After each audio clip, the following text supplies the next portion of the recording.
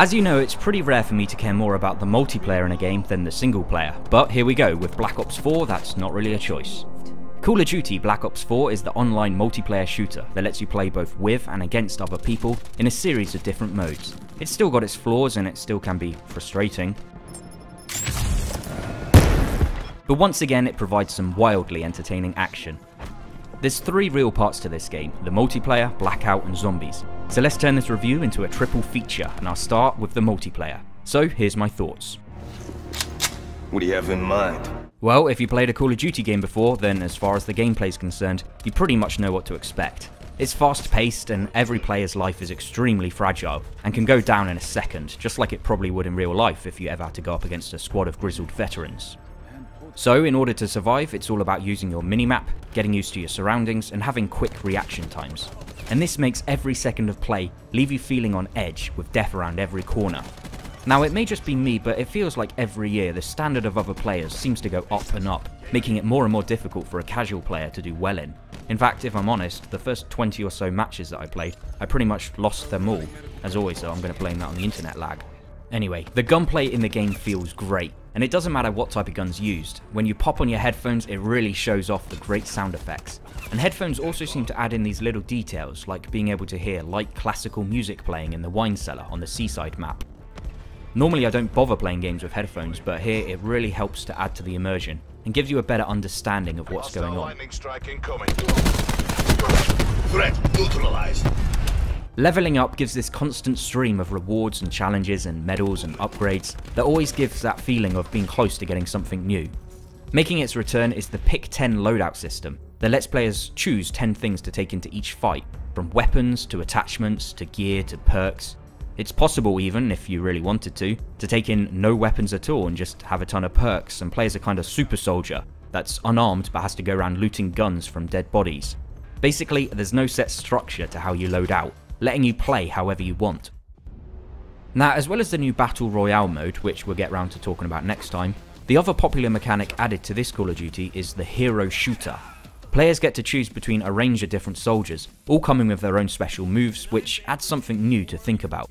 My favourite hero though is the crazy Russian called Firebreak, who brings a nuclear reactor core with him into battle, which when he unleashes it hurts anyone around him, even people that are through walls. So a choice of character, plus a choice of weapon, plus choice of score streaks, really lets everyone play differently and makes every match a bit unique. The score streak system, by the way, are the special moves that you can use when you earn a certain number of points in a life. At first they can feel a little unfair, rewarding the best players and punishing the worst, but I gotta say, when you start earning them for yourself, they are extremely satisfying to use. One thing that I do find odd about the new characters though is that while getting to learn how to use each of them in the tutorial mode, there's these cinematic, character-driven cutscenes in between each of the tutorial missions. They really feel out of place, and maybe it's just me, but I swear that these were meant to be part of a main campaign that got scrapped and was taken out of the game. I don't mind there being no story, but why pretend that there is one? Why leave in evidence that there used to be a lot more of a story than what we got? I mean, all of these videos don't really tie together that well, and they feel more like a series of deleted outtakes rather than a complete narrative.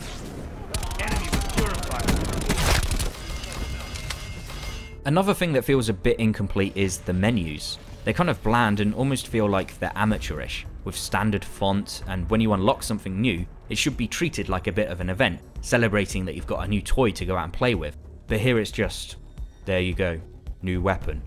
It's a contrast to the actual game because that's bright and colourful. In fact, it's almost cartoonish at times, which makes it even more funny when people get blown to pieces. The over-the-top gore is something I did not expect.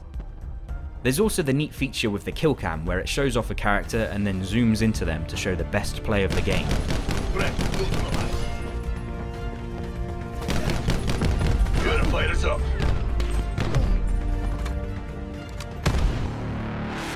The maps are a mix of old and new, with some of the classic Black Ops maps making a comeback, like Firing Range and Summit. The game modes are all pretty standard, with the only new one to me being Heist, which has players earning money each round, to then spend in a shop upgrading themselves before the next round begins. It is fun, but I prefer to use my own weapons in a match, the ones that I've spent time upgrading and customizing how I want, rather than ones I've bought from a shop for just one match. Overall then, there's nothing really groundbreakingly new here. The new heroes add an extra element of tactics and make each game a bit more different, but if I'm honest, it's really just that same old great Call of Duty gameplay that keeps people coming back for more. Be sure to tune into part 2 when we take a look at what is probably the most exciting addition that Call of Duty has ever had. So until next time, thanks for watching.